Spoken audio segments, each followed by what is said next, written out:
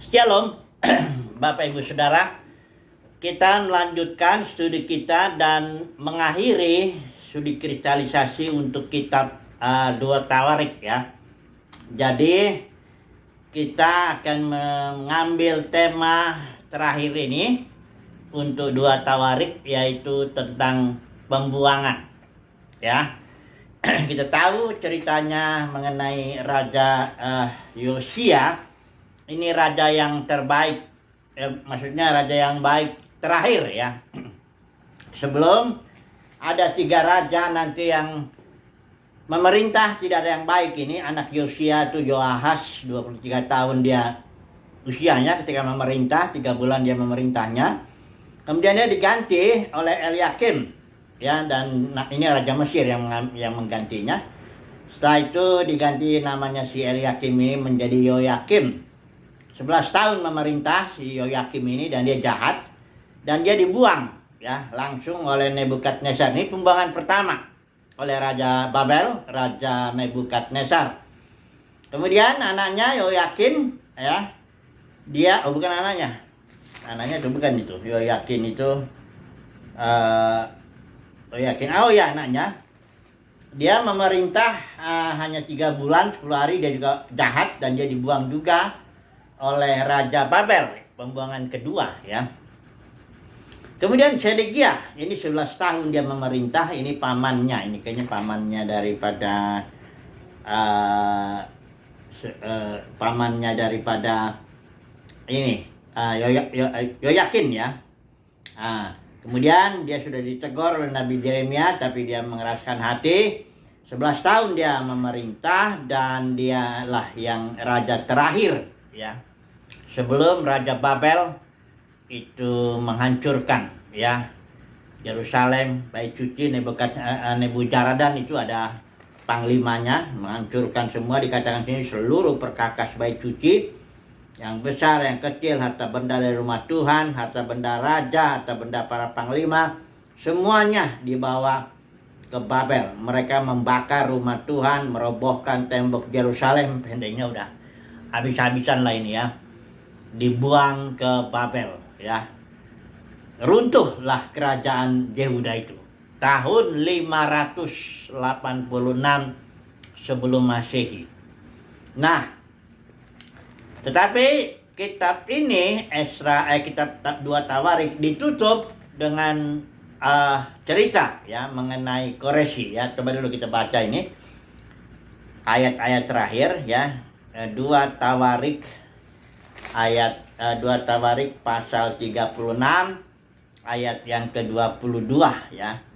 Sampai 23 aja kalau kita lihat dulu ya bacanya. Pada tahun pertama zaman Koreshi, raja negeri Persia, Tuhan menggerakkan hati Koreshi, raja Persia itu untuk menggenapkan firman yang diucapkan oleh Yeremia, sehingga di seluruh kerajaan Koreshi secara lisan dan tulisan pengumuman ini. Beginilah perintah Koreshi, raja Persia. Segala kerajaan di bumi telah dikaruniakan kepadaku oleh Tuhan. Ya. Ia menugaskan aku untuk mendirikan rumah baginya di Yerusalem yang terletak di Yehuda. Siapa di antara kamu termasuk umatnya, Tuhan menyertainya dan biarlah ia berangkat pulang. Ini Koreshi, raja Persia, karena setelah Babel berkuasa, dia runtuh, maka kerajaan Media Persia itu yang memerintah. Ya, sebelum nanti akhirnya kerajaan Yunani. Ini kitab Daniel udah melihat itu ya. Nubuat mengenai kerajaan-kerajaan itu. Yang pertama itu Nebukadnezar itu kepala itu patung itu kepala emas.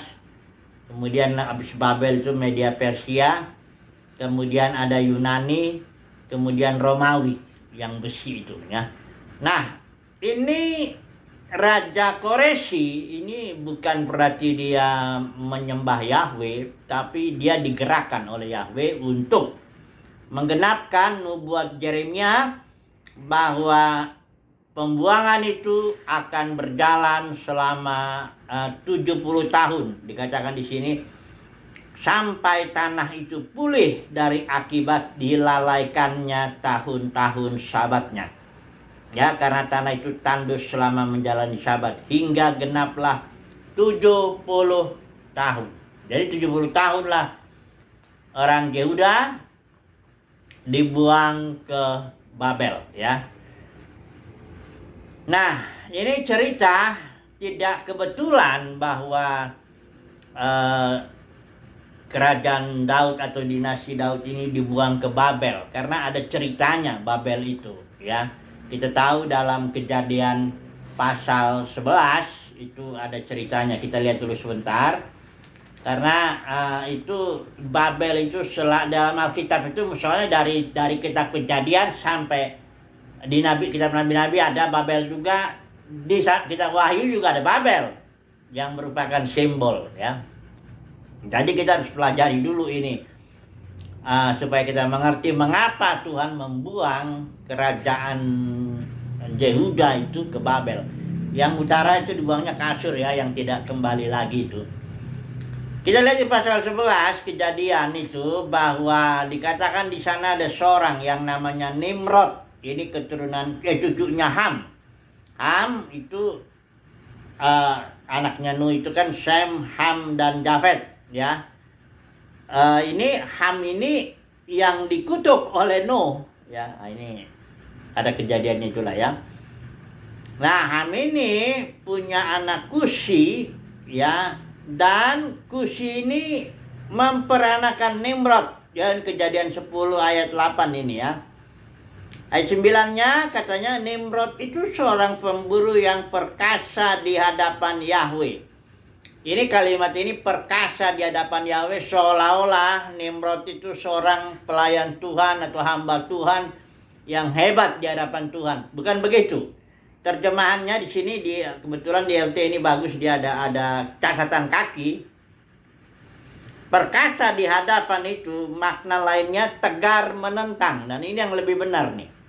Jadi Nimrod bukan seorang hamba Tuhan, tapi dia seorang yang justru tegar menentang rencana Tuhan. Karena dia di sini tapi yang mula-mula berkuasa di bumi, ya. Dia yang mula-mula membangun kerajaan manusia, katakanlah begitu, ya. Nimrod ini, dan dia sangat tegar menentang rencana Tuhan itu. Karena dalam pasal 11-nya dia kerajaannya mulai dari Asyur, Babel, ya. Ada lagi beberapa kota ini yang dibangun, ya, ayat 10, dan mula-mula kerajaannya terdiri atas Babel, Erek, Akkad, Kalneh di tanah Shinear. Ya. Babel ini, nah, dia kemudian bergerak terus ke Asyur. Kerajaannya besar sekali, ya. Kemudian di pasal 11 ini dikatakan di tanah Shinear ini terjadilah dalam perjalanan mereka dari timur dan mereka menemukan lembah di tanah Shinear. Berarti disitulah kerajaan si Nimrod ini. Nah, kerajaan Nimrod ini, si Nimrod ini dengan motivasinya, ya, dengan kepemimpinannya, dia bisa menggerakkan orang-orang untuk membangun suatu menara atau suatu kota juga, ya. Dikatakan di sini ayat 4, dan mereka berkata, ini artinya mereka itu, padahal sebenarnya di belakang itu ada kepemimpinan Nimrod, karena memang Nimrod di situ di tanah Shinear yang berkuasa, dia di situ, ya. Tapi Nimrod memberi motivasi, menggerakkan, ya. Sehingga ayat 4 mengatakan mereka, artinya semua orang itu, mereka berkata, marilah kita membangun bagi kita sebuah kota. Ini memang kalau kepemimpinan itu hebat, maka kepemimpinan itu bisa menggerakkan orang sehingga orang bersatu hati untuk melakukan sesuatu seturut yang diinginkan oleh atau direncanakan oleh si pemimpin itu. Jadi Nimrodnya hebat kepemimpinannya. Dia menggerakkan orang, marilah kita, katanya orang-orang itu bilang, membuat batu bata dan membakarnya dengan sempurna. Dan bagi mereka batu bata itu sebagai batunya, aspal sebagai perekatnya. Dan mereka berkata, marilah kita, ini tujuan Nimrod ini, ya. marilah kita membangun bagi kita sebuah kota. Nah, ini kota ini dalam istilah Alkitab itu adalah pemerintahan manusia. Memang ini kerajaan manusia kan. Mari kita membangun sebuah kota dan sebuah menara dan puncaknya di langit. Maksudnya sebenarnya puncaknya sampai ke langit.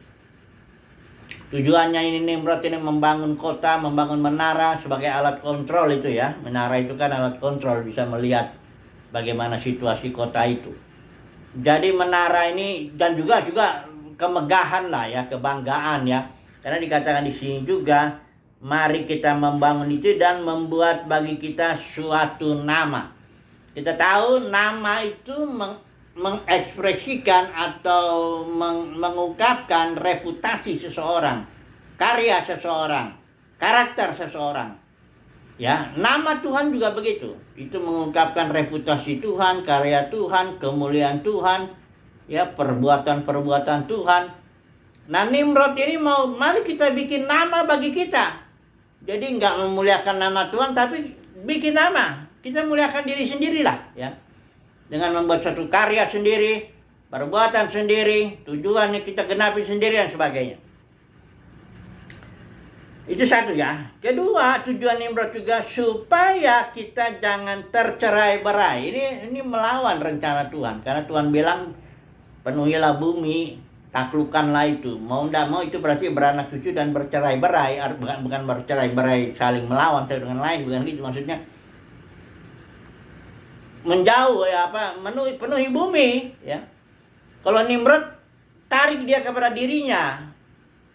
Jangan kita bercerai di sini ya, di tanah Siniar ini ya, itu kebetulan di situ ada dibangun itu menara itu.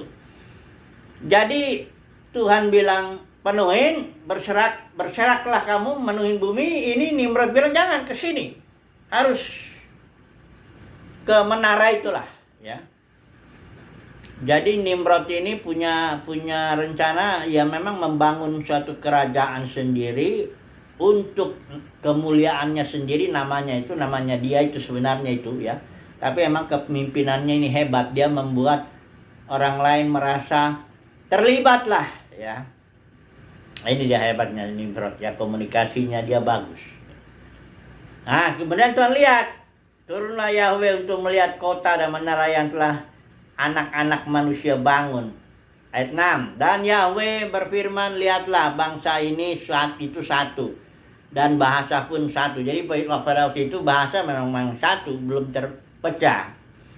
Kemudian Tuhan, karena memang rencana Nimrod ini bertentangan dengan rencana Tuhan, juga dia mau memuliakan dirinya sendiri, mencari nama bagi dirinya sendiri, maka Tuhan pukul satu kekuatan si Nimrod ini, yaitu komunikasinya ini. Dibikinlah mereka nggak mengerti lagi satu dengan yang lain, sehingga yang satu Nimrod ngomong ke sini, yang ini nangkepnya begitu, ini ceritanya begini, semuanya jadi kacau balau lah. Itu sebabnya Babel itu artinya kacau balau, campur aduk. Confusion itu ya campur aduk lah, bingung jadi kacau ya. Udah gitu ya berantakan, rencana gagal. Ya, jadi berseraklah mereka. Bumi terbagi, itu zaman Pelek. Udah di Alkitab bilang di zaman Pelek itu bumi terbagi. Terbelah menjadi bangsa-bangsa. Kerajaan Nimrod itu pecah menjadi banyak kerajaan. Masing-masing kerajaan itu ada rajanya. Ya. Nah, nanti kita melihat ini cerita dulu ya, sampai nanti kita tahu mengapa Tuhan membuang Israel ke Babel. Ini yang kita mau tangkap, karena nanti kita akan aplikasikan mengapa gereja itu juga, di gereja ini, kejatuhan gereja ada kaitannya dengan pemerintahan manusia. Tapi kita tahu dulu ceritanya ini, supaya dalam Alkitab itu cerita itu semuanya sinkron lah, katakan begitu. Semua ada maknanya ya. Bahkan kalau Yesus bilang satu iota, satu kota, satu kayak koma begini tuh ndak mungkin dihilangkan sampai semua digenapi. Kenapa? Karena selalu ada makna ya, sekecil apapun juga ya. Hanya karena pengetahuan kita terbatas ya. Tapi secara garis besar lah kita melihat dulu ya. Jadi kerajaan Nimrod pecah ya. karena komunikasinya itu lahirlah bangsa-bangsa, terpecah-pecahlah kerajaan itu, ya. Nah, kemudian rencana Tuhan tetap harus berjalan, karena Tuhan tetap mau, dia rencana Tuhan itu, ya, Bapa mau menegakkan kerajaannya di muka bumi ini melalui anaknya itu, yaitu Mesias itu, satu anaknya tunggal itu, yang pada akhirnya lewat Israel itu, ya, keturunan Daud. Jadi Tuhan mau menegakkan kerajaannya di bumi, dan kerajaan yang di bumi ini akan menaklukkan segala sesuatu, karena memang sudah rencana Kejadian 1:26-28. Baiklah kita menjadikan manusia serupa segambar dengan dia, kita, ya, supaya mereka bercucu dan menaklukkan segala sesuatu. Jadi membangun kerajaan Tuhan di bumi itu memang udah rencana Tuhan semula, ya. Tapi ini kalau Nimrod melawan rencana Tuhan, bukannya dia bangun kerajaan yang memuliakan nama Tuhan, malah dia bangun kerajaan yang memuliakan namanya sendiri, ya. Nah, ini dia, ya. Kemudian Tuhan mulai penyelamatan lewat Abraham. Coba saudara renungkan. Abraham itu dipanggil di Ur Kasdim. Ur Kasdim itu daerah dekat dengan Babel itu, sebenarnya daerah Irak sekarang itu, ya. Ini Babel, ini Ur Kasdim.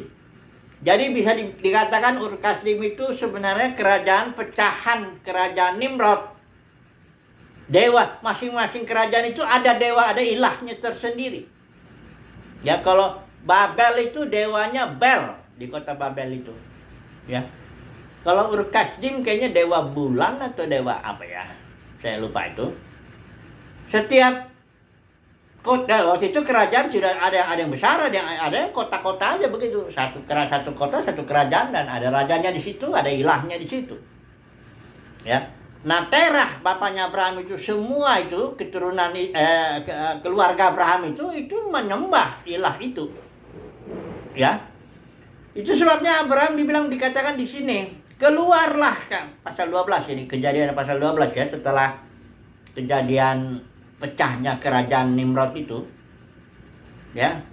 Tuhan bilang, keluarlah kamu dari negerimu dan dari sanak saudaramu. Dari negeri itu karena Tuhan mau pilih satu tempat, ya, negeri Israel itu tanah perjanjian, untuk bangun kerajaan di sana sebagai simbol. Simbol dulu, Tuhan bekerja simbol dulu. Kerajaan Israel kan simbol daripada kerajaan sorga, simbolnya dulu, ya. Jadi keluarlah kamu dari negerimu, ya. Terus ada lagi, dari sanak saudaramu dan dari rumah ayahmu. Kenapa itu? Karena ayahnya atau semuanya itu, kerabatnya itu, dia menyembah, dia di bawah ke pecahan kerajaan Nimrod. Tuhan tidak bisa bangun kerajaan lagi di situ, tidak, harus keluar. Abraham itu dari bapaknya keluar, dari negerinya juga keluar sana, bangun nanti di sini sebagai simbol kerajaan Israel itu. Ini sudah ada pemerintahan manusianya ini di sini, dan Tuhan tidak mau dia keluar dulu. Aku akan mulai. Nah, dari keturunan Abraham itulah, yaitu Yesus, kerajaan Mesias itu, seluruh kaum di muka bumi akan diberkati.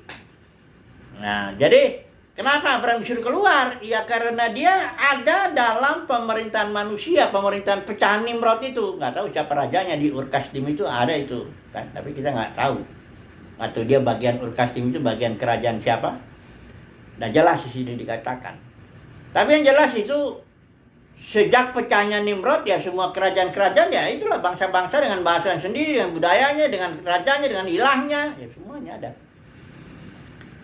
Jadi Abraham disuruh keluar dari situ, ya, karena Tuhan mau bangun kerajaan sorga melalui Abraham ini.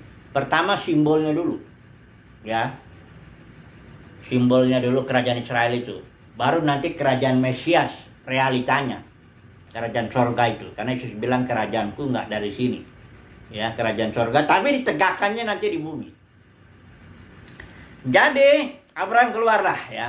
Hanya kita tahu salahnya Abraham, masih waktu dia keluar dia masih bawa Terah, sehingga perjalanan iman Abraham berhenti dia di Haran, ya. Karena bapaknya ya harus mati dulu supaya Abraham bebas dia bergerak seturut pimpinan Tuhan.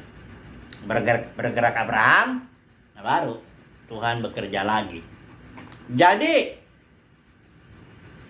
kita udah bisa membayangkan kenapa Israel itu dilempar atau dibuang dia ke Babel. Babel itu selalu simbol, selalu mengungkapkan sistem pemerintahan manusia. Dengan Nimrod ini sebenarnya penguasa pertamanya itu. Ya, Nimrod. Kemudian ada Nebukadnezar yang ada di zaman Israel dibuang itu. Nebukadnezar ini juga dia bangun, bukankah ini Babel, kota yang besar itu yang kubangun untuk kemuliaan namaku. Jadi kitab Daniel itu ada tertulis begitu, ya. Jadi memang Nimrod atau bahkan Nebukadnezar ini juga ini dia membangun Babel itu memang untuk kemuliaannya sendiri, untuk namanya sendiri.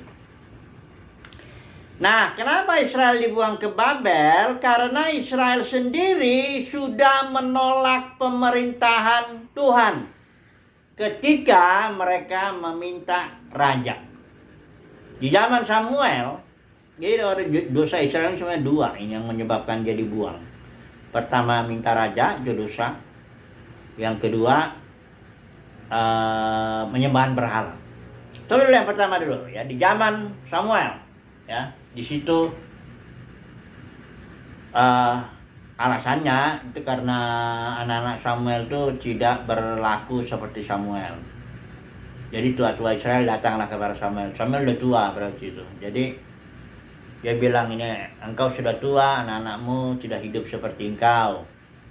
Jadi angkatlah bagi kami seorang raja seperti pada bangsa-bangsa yang sekitar Israel itu, yang ada raja manusianya itu.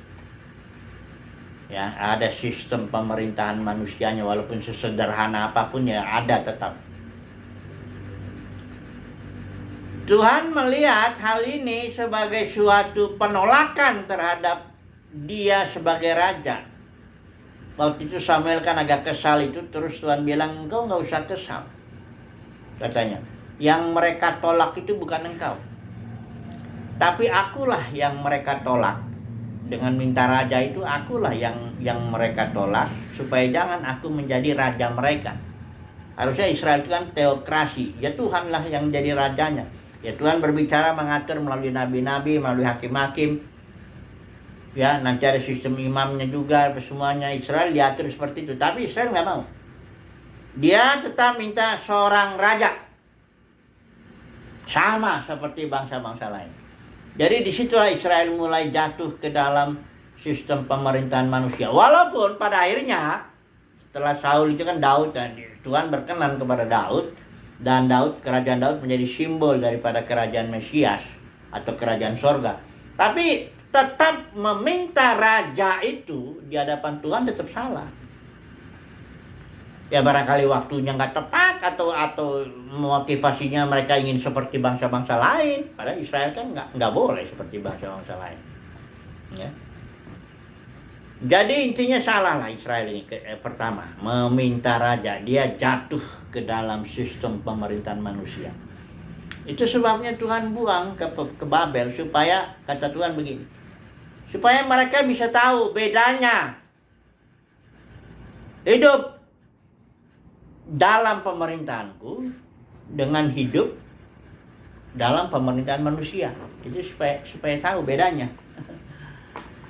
Jadi kesalahan yang sudah bergenerasi, berabad-abad sebelumnya itu efeknya yaitu dibuang ke Babelnya itu. Itu satu ya. Yang kedua, penyembahan berhala itu juga karena mereka Israel itu menolak, dengan menyembah berhala dia ya menolak Tuhan juga, sama, prinsipnya sama. Minta raja ya menolak Tuhan sebagai raja. Menyembah berhala ya menolak Tuhan sebagai Tuhan yang penguasa tunggal mengatur kehidupan mereka. Mereka menolak itu. Nah, sudah, akhirnya dibuang ke Babel. Sekarang kita aplikasi dulu ya. Gereja juga sudah dibuang ke dalam sistem pemerintahan manusia, ya.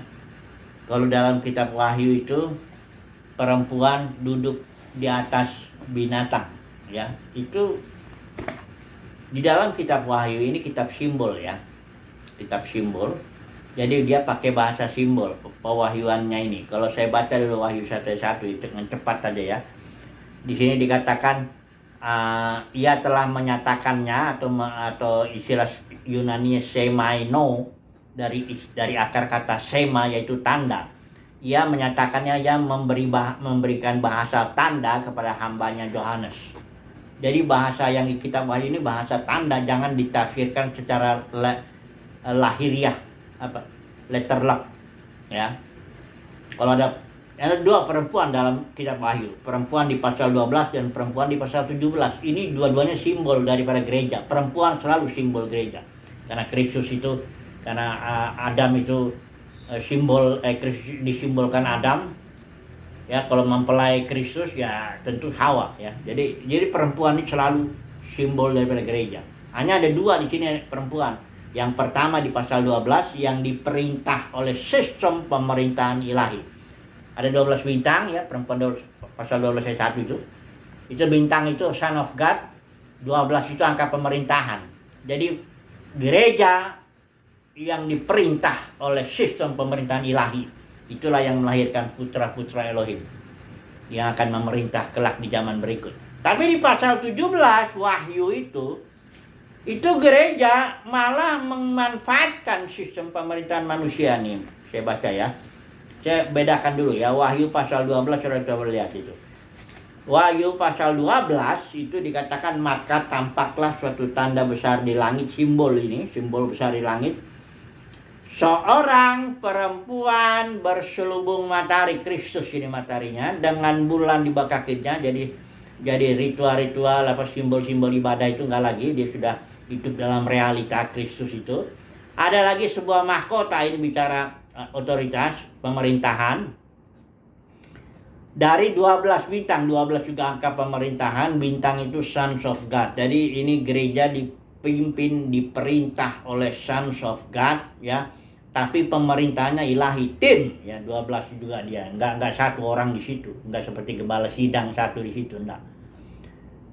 Inilah yang mengakhirkan ini, ya. Tapi mari kita lihat perempuan pasal 17 ini. Perhatikan, ya, ayat 3 saya baca. Dalam roh aku dibawanya ke padang gurun dan aku melihat seorang perempuan duduk di atas seekor binatang.